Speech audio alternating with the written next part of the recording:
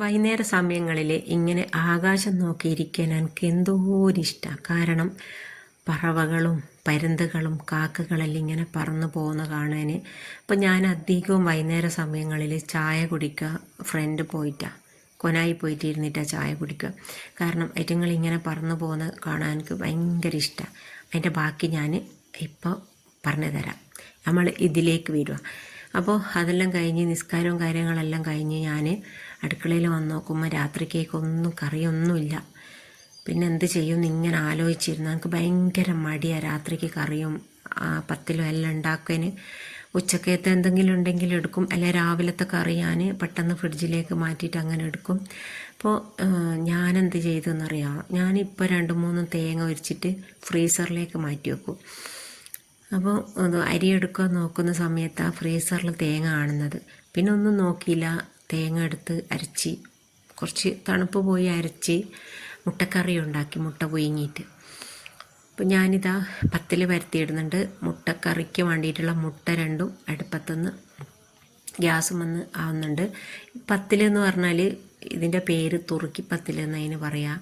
ഇത് ഞാൻ മിഞ്ഞാന്നൊരു വീഡിയോ കാണിച്ചല്ലോ, അതേ സെയിം സാധനം തന്നെ, പക്ഷേ അതുപോലെയല്ല, തിരക്കവും പിടിക്കുകയൊന്നും വേണ്ട.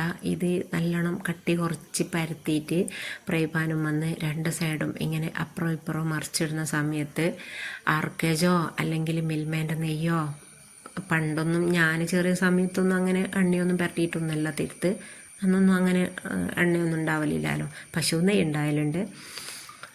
ഇനി അതൊന്നും ഇല്ലെങ്കിൽ കുറച്ച് മറ്റേ പത്തിലിന് പരട്ടുന്നത് പോലെ തന്നെ തേങ്ങാപ്പാൽ പരട്ടി ഇത് കറിയും കൂട്ടി തിന്ന് ഭയങ്കര ടേസ്റ്റാണ്. ഇതിന് 1-2 കറിയാൽ ശരിയാവും. ഒന്ന് ചിക്കൻ ഇറച്ചിക്കറി, ഒന്ന് ഈ മുട്ട ഇങ്ങനെ തേങ്ങ അരച്ച് വെച്ചിട്ടുള്ള കറി, പിന്നെ അതുപോലെ തന്നെ മീൻ കറി. പച്ചക്കറിയൊന്നും ഇതിന് അത്ര ഒരു രസം ഉണ്ടാവില്ല, ഒരു കോമ്പിനേഷനല്ല. അപ്പോൾ പത്തിൽ ഒരു സൈഡിൽ നിന്നാവുന്നുണ്ട്.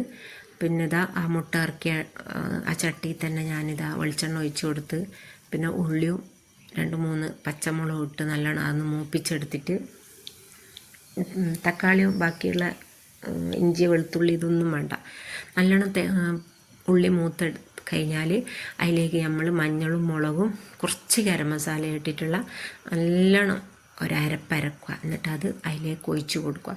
പിന്നെ ഇതിൽ നമുക്ക് 2 ചപ്പും കൂടെ ഇടാൻ പറ്റും. ഒന്ന് മുരിങ്ങാ ചപ്പ് ഇട്ടാലും ഭയങ്കര ടേസ്റ്റാണ്. രണ്ടാമത്തത് നമ്മളെ പറങ്കോ തൈ ഉണ്ടല്ലോ, പച്ചമുളക്, അതിൻ്റെ തിരള് ചപ്പും ഭയങ്കര രസമുണ്ടാവും. ഞാൻ രാത്രി ആയതുകൊണ്ട് എൻ്റെ അടുത്ത് ഇതൊന്നുമില്ല. അപ്പം ഞാൻ നേരത്തേൻ്റെ ബാക്കി പറയാം.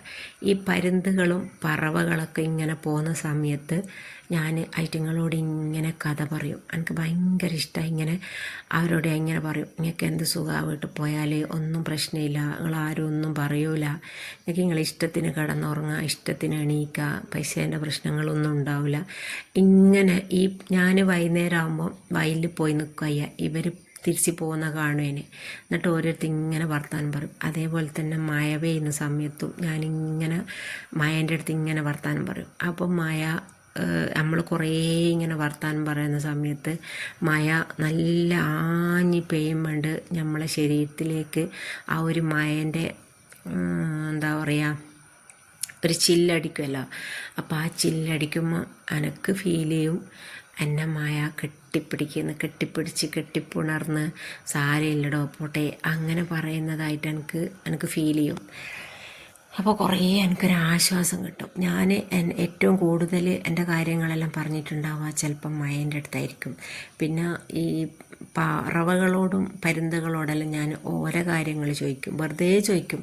നിങ്ങൾക്ക് എത്ര കുട്ടികളുണ്ട്, നിങ്ങളെങ്ങോട്ടാണ് പോകുന്നത്, നിങ്ങൾ പുര എവിടെയാ, അങ്ങനെ ഇങ്ങനെ വെറുതെ ഇങ്ങനെ ഇരുന്നിട്ട് ഓരോരുത്തർ ഇങ്ങനെ ചോദിക്കും. പൊട്ടത്തരമൊന്നും വിചാരിക്കണ്ടേ, വെറുതെ ഇങ്ങനെ ഒറ്റക്ക് നിൽക്കുന്ന സമയത്ത് ഇങ്ങനെ ഓരോരുത്തർ വർത്താനം പറയും. ഇങ്ങനെ ആരെങ്കിലും ഉണ്ടെങ്കിൽ ഒന്ന് കമൻറ്റ്.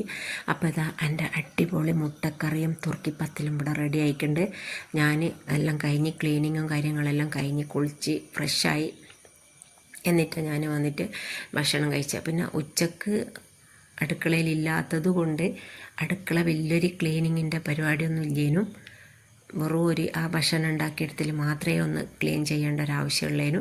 അപ്പം അതെല്ലാം കഴിഞ്ഞ് ഞാൻ കുളിച്ചൊന്ന് ഫ്രഷായി വന്ന് ഭക്ഷണം കഴിച്ച് മോൻ്റെ ഭക്ഷണം എല്ലാം എടുത്ത് വെച്ച് മൂടി. അപ്പോൾ അങ്ങനെയൊക്കെയാണ് ഇന്നത്തെ കാര്യങ്ങൾ. അപ്പോൾ ഇന്നത്തെ ഈ വീഡിയോ നിങ്ങൾക്ക് ഇഷ്ടമായിട്ടുണ്ടാവുമെന്ന് വിചാരിക്കുന്നു. ഇഷ്ടമായാൽ ഒന്ന് ലൈക്ക് ചെയ്യുക, ഷെയർ ചെയ്യുക, സബ്സ്ക്രൈബ് ചെയ്ത് എന്നെ ഒന്ന് സപ്പോർട്ട് ചെയ്യണേ. ഈ മുട്ടക്കറി പെട്ടെന്ന് ഒരു 5 മിനിറ്റ് കൊണ്ട് ഉണ്ടാക്കാൻ പറ്റുന്നൊരു സാധനം, ഒന്ന് ട്രൈ ചെയ്ത് നോക്ക്. തേങ്ങ ഫ്രിഡ്ജിലുണ്ടെങ്കിൽ പെട്ടെന്ന്, തേങ്ങ അധികം നമ്മൾ എന്ത് ചെയ്യണമെന്നറിയാം, കുറച്ച് കൂടുതൽ ചിരണ്ടിയിട്ട് ഫ്രീസറിൽ വെച്ച് കഴിഞ്ഞാൽ നമുക്ക് പെട്ടെന്നൊരു കറി ഉണ്ടാക്കണമെന്ന് തോന്നുമ്പോൾ ഇങ്ങനെയുള്ള കറി. ഇനിയിപ്പോൾ ഇതിൽ മുട്ടയില്ലെങ്കിൽ കുറച്ച് കറിവേപ്പിലയോ ഈ പറഞ്ഞ മുളകിൻ്റെ തൈയല്ല, മുളകിൻ്റെ ചപ്പോ അതെല്ലാം ഇട്ട് കൊടുത്താലും ഭയങ്കര ടേസ്റ്റായിരിക്കും. അപ്പോൾ ഇൻഷാ അല്ലാഹ് അടുത്തൊരു വീഡിയോ ആയിട്ട് വീണ്ടും വരാം. എല്ലാവർക്കും